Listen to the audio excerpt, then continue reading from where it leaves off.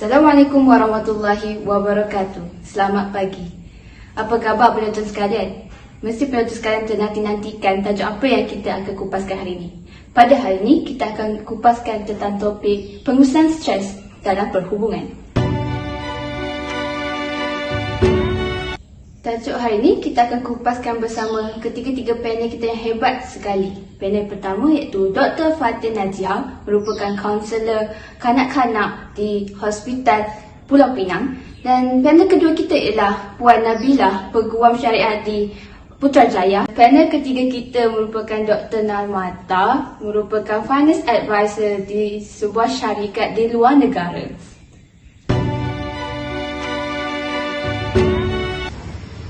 Sekembalinya kita dalam talk show kita kali ini yang membahaskan topik tentang pengurusan stres dalam perhubungan. Tidak membuang masa, saya akan menyerahkan kepada Dr. Fatin Najiah untuk membahas tentang tiada komunikasi dalam perhubungan. Bagaimana Dr.? Terima kasih kepada moderator Ain kerana sudi menjemput saya untuk membahaskan isu berkaitan tiada komunikasi dalam hubungan. Walaupun stres adalah satu perkara yang sering berlaku dalam manusia, tetapi ianya boleh memudaratkan jika cabaran emosi dan fizikal tersebut melampaui atau menjangkaui kemampuan individu tersebut untuk mengawal stres. Tiada komunikasi adalah salah satu punca ataupun faktor berlakunya stres. Selain itu, tiada kemahiran keibuapaan. Kanak-kanak sejak daripada kecil lagi memerlukan ataupun kita perlu beri peluang kepada mereka untuk berkomunikasi dengan berkesan dan meluahkan perasaan. Manakala ibu bapa yang tiada kemahiran keibuapaan dalam mendidik anak-anak, termasuk kebolehan mengawal kemarahan, emosi mereka supaya tingkah laku negatif tidak terikut kepada anak-anak tersebut. Selain peranan ibu bapa dalam membesarkan anak-anak, memberi keperluan asas, peranan ibu bapa juga adalah mengawal atau menyantuni emosi mereka. Tidak ramai ibu bapa yang memiliki kemahiran dan kepekaan terhadap anak-anak tersebut. Terutama dalam kehidupan sekarang yang amat mencabar, yang kita perlu memerlukan mereka lebih peka dan dekat dengan mereka agar kehendak mereka tercapai dan untuk mengelakkan mereka stres. Tentang isu lebih mementingkan gadget adalah merupakan salah satu punca ataupun faktor yang menyebabkan tiada komunikasi. Sikap ibu bapa pada ketika ini yang lebih mementingkan gadget harus dibendung dalam mewujudkan keluarga yang harmoni dan selamat. Sikap ibu bapa yang tidak banyak meluangkan masa untuk berinteraksi dengan anak-anak menjadi punca antara berlakunya simptom kemurungan ataupun stres yang teruk membabitkan kanak-kanak itu sendiri. Ibu bapa juga harus mengenal pasti perbezaan sifat mereka bagi mencegah tanda-tanda awal yang akan menjurus kepada stres ataupun tekanan yang lebih teruk. Tambahan pula, sikap ibu bapa ketika ini yang lebih cenderung untuk banyak meluangkan masa dengan gadget mereka.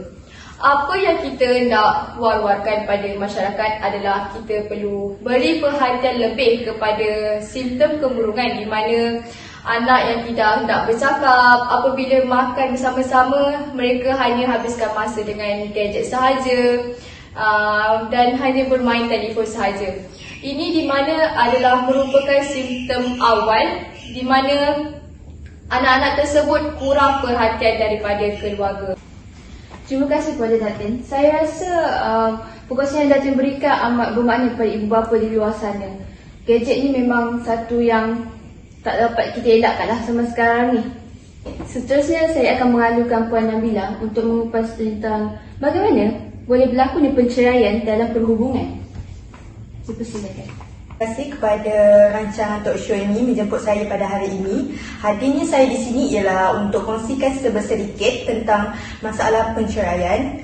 Apa yang kita tahu, perceraian bila kita dengar je mesti kita rasa benda tu tak baik, tak bagus kan untuk kita. Perceraian ini sebenarnya bertujuan untuk menyelesaikan tekanan perkahwinan dan mengurangkan penderitaan akibat perbalahan yang berterusan antara suami dan isteri. keputusan untuk bercerai biasanya dibuat berasaskan jangkaan kita untuk sesuatu hubungan itu menjadi lebih baik. Contohnya ada satu family ni dia terpaksa bercerai akibat masalah keluarga tak suka.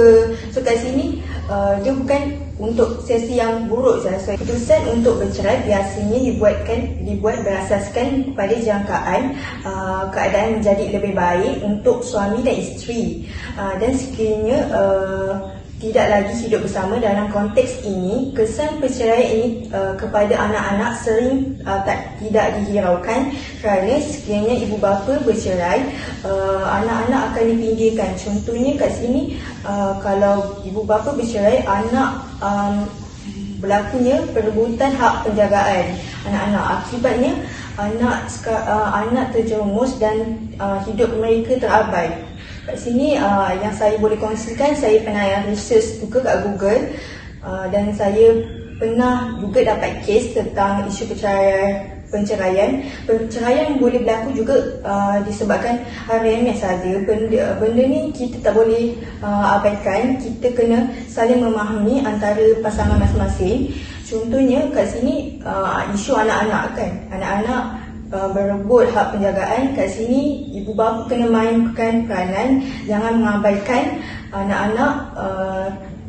Kalau boleh, hubungan suami isteri walaupun dah bercerai, masih kekalkan hubungan yang baik supaya anak-anak masih rasa kasih sayang antara keluarga. Maksudnya kalau hubungan suami isteri bukan sahaja hubungan mereka, tapi ahli keluarga belah lagi, mak mentua ke situ, kita kena jaga juga maruah mereka.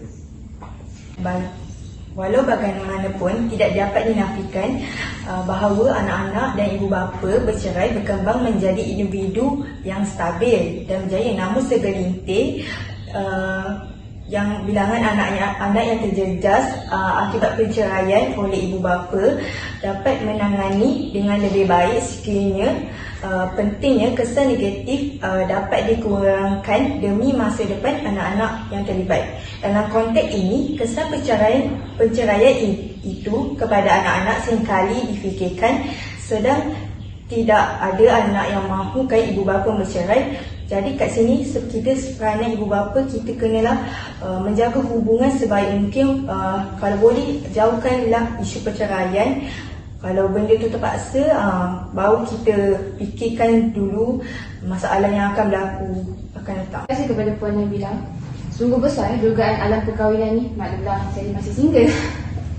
Okey, kepada penonton di luar sana, saya rasa ada yang sedang mengalami masalah perceraian dan ada yang bakal untuk mendirikan alam perkahwinan ni. Kalau ikut apa yang nasihat yang diberikan oleh Puan Nabila, fikirkanlah dahulu sebelum anda membuat keputusan, kerana nilai setitik rosak susu sebelanga. Anak ni merupakan amanah daripada Tuhan. Betul tak, Datin, Puan?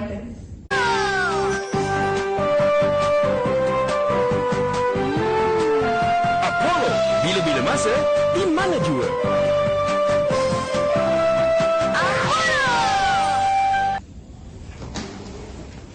Mesti penonton di luar sana tertanya-tanya di manakah panel ketiga kita. Sebenarnya kita jemput khas panel ketiga kita daripada Kanada. Sekarang ni Dr. Mata berada di atas talian. Okey Dr. Mata, bagaimanakah masalah kewangan menyebabkan stres dalam perhubungan? Dipersilakan. Hi, and thank you Ms. Nur Ain for introducing me in this talk show.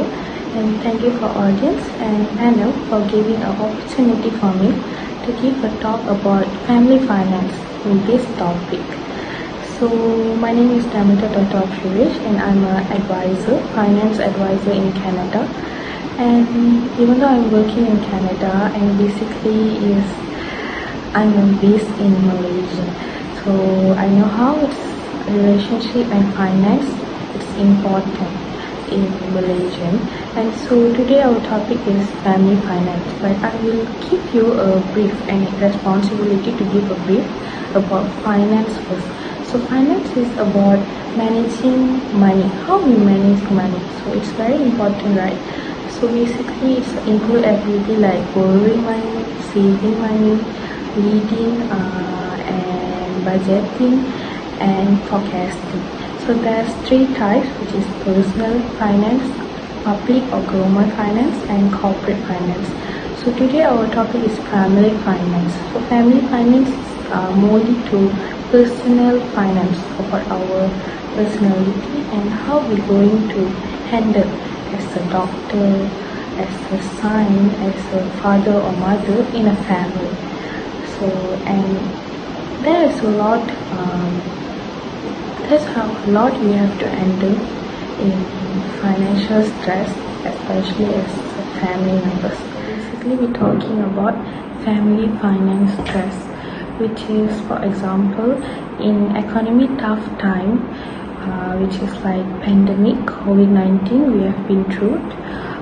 There are some of the family are facing difficulty in their financially, which is example like losing their job, belongings, homes or car, and they are difficult to find money just for their basic needs because of the tough economic times. And there are like unemployed father just feel themselves like a failure. They feel ashamed, guilt, because they can't help their family to get more further in financially way. So this make them feel like a failure.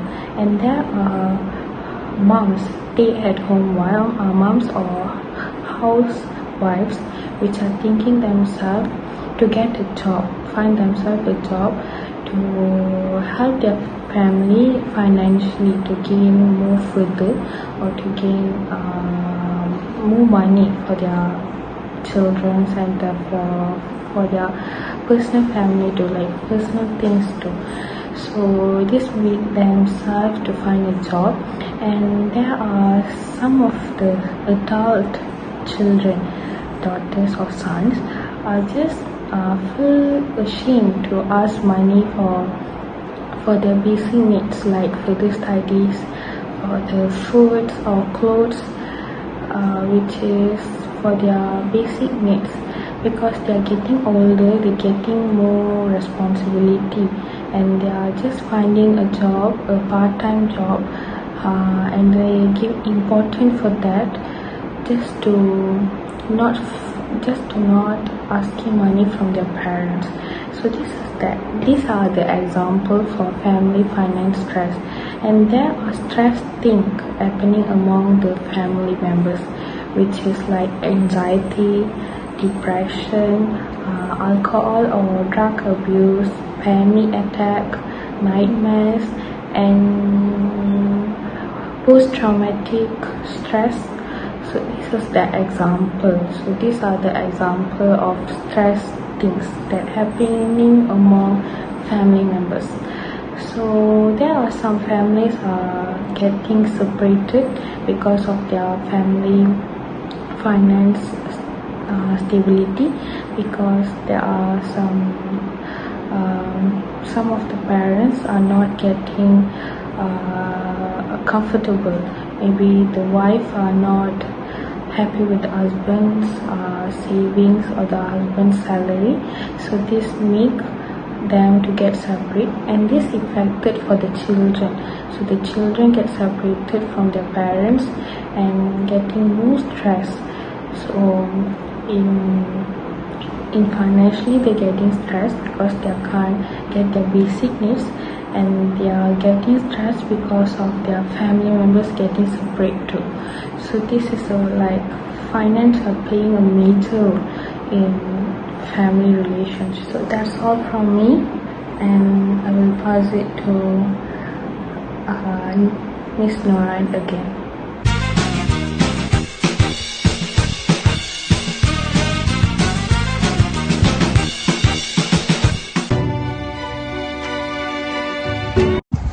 Okay, kita akan sambung sesi kita yang kedua, iaitu sesi soal jawab. Bagi pengetahuan penonton dan pihak panel, soalan ini diberikan oleh penonton di laman social talk show kita hari ini. Kita mulakan dengan Datin. Boleh Datin? Soalannya berbunyi seperti ini. Apakah cara atau langkah untuk membendung masalah tidak berinteraksi antara satu sama lain dalam hubungan atau kekeluargaan ini? Terima kasih kepada penonton yang sudi memberi soalan kepada pihak kami. Seterusnya saya akan menjawab soalan beliau. Cara bagaimana mengatasi stres dalam isu tiada komunikasi ini. Kita sebagai manusia ataupun individu, kita jangan abaikan masalah stres ni. Sebaliknya kita teruslah berusaha untuk mengatasinya. Stres diiktiraf sebagai desakan ataupun tekanan yang dihadapi oleh seseorang individu berikutan sesuatu peristiwa silam yang berlaku pada diri mereka, sama ada dari segi emosi ataupun fizikal. Antara cara menangani stres yang sering disarankan oleh masyarakat adalah kita dengan cara kita berkomunikasi ataupun kita berinteraksi dengan individu ataupun seseorang untuk meluahkan perasaan, kita berkongsi masalah dengan ahli keluarga ataupun rakan yang terdekat. Ada kalanya kita sangat memerlukan seseorang untuk kita berkongsi masalah, meluahkan perasaan kepada mereka. Kita juga perlu memilih seseorang yang boleh kita percayai ataupun yang baik, yang sudi mendengar perasaan kita ini. Stres ada kalanya boleh mengganggu ataupun mengancam kehidupan kita. Justru dengan itu kita perlu menangani stres yang seharusnya dilakukan untuk pengetahuan umum. Terdapat banyak juga cara untuk kita menangani stres yang boleh kita cuba. Jika kita mempunyai tanda-tanda stres ataupun simptom-simptom awal yang boleh mengancam jiwa kita, kita teruslah berjumpa dengan pakar kaunseling ataupun jumpa dengan orang yang lebih berpengetahuan tentang stres ni untuk selesaikan masalah kita. Kita jangan hadapi stres bersendirian. Betul tu. Kalau penonton ada masalah stres, boleh dia jumpa Dr. Datin ni. Dia punya hospital di Pulau Pinang, insyaAllah. Baik, okey. Terima kasih yang bertanyakan soalan. Faktor pertama ialah hakikat tiadanya ibu bapa. Siapa kat sini yang tak suka tak ada ibu bapa? Mesti semua rasa sunyi bila ibu bapa tak ada bersama dengan kita. Sebagai yang kita tahu, perceraian bila mereka tiada ibu bapa bersama mereka, persekitaran yang terbaik adalah perkembangan anak-anak yang optimum ialah kehadiran ibu bapa. Akibat daripada ketiadaan seorang ibu bapa, katakanlah bapa ibu bekerja. Kat sini kita tahu perceraian menyebabkan kurangnya perhatian dan penjagaan daripada ibu bapa kerana ibu bapa sangat sibuk bekerja. Di sini menunjukkan anak akan merasa tertekan kerana kurangnya kasih sayang daripada ibu bapa, perhatian. Seorang anak mesti perlukan perhatian daripada ibu bapa, so kita kena bagilah perhatian kepada anak-anak. Ada kemungkinan kemahiran sosial anak-anak akan terjejas kerana tiadanya role model. Apa yang kita tahu, ibu bapa merupakan role model bagi anak-anak. Ibu bapa perlu menunjukkan contoh yang baik kepada anak-anak bagi mengekalkan hubungan baik dengan bekas isteri. Kita perlulah contohnya kita berhubungan baik dengan bekas isteri. Kat sini kita hubungan antara anak pun akan baik sekiranya ibu bapa berlakukan hubungan yang baik dengan anak-anak juga. Dalam kata lain, ibu bapa masih mengekalkan hubungan baik tanpa, contohnya ibu bapa bercerai ke, lepas tu kahwin lain, mengekalkan hubungan baik bagi, supaya anak-anak akan rasa kasih sayang oleh ibu bapa, supaya anak kurang stres, tertekan. Saya setuju dengan apa yang Puan Nabila katakan. Ibu bapa perlu mainkan peranan yang penting dalam pertumbuhan kemandirian anak-anak ini.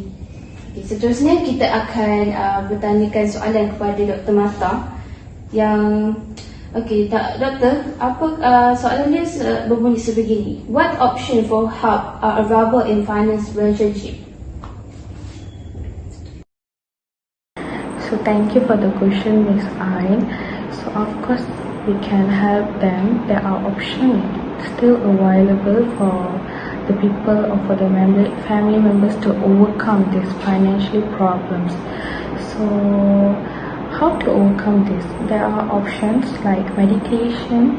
So meditation is commonly used to treat panic attack, depression, anxiety, and other symptoms that one's experience like in mental health.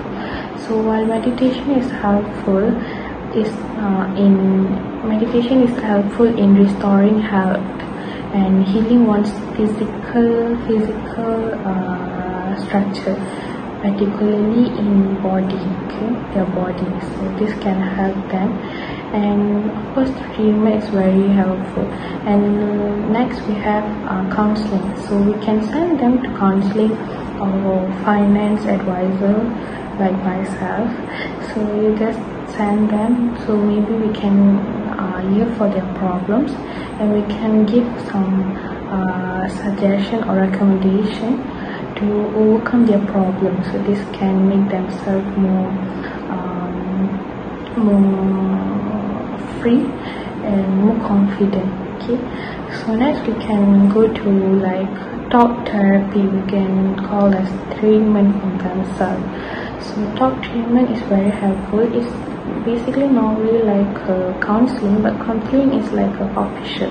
But talk treatment, maybe this can give by parents, right? Close one like best friends, maybe boyfriend, girlfriend. So which is with our loved one. So talk therapy is very helpful. We can talk each other.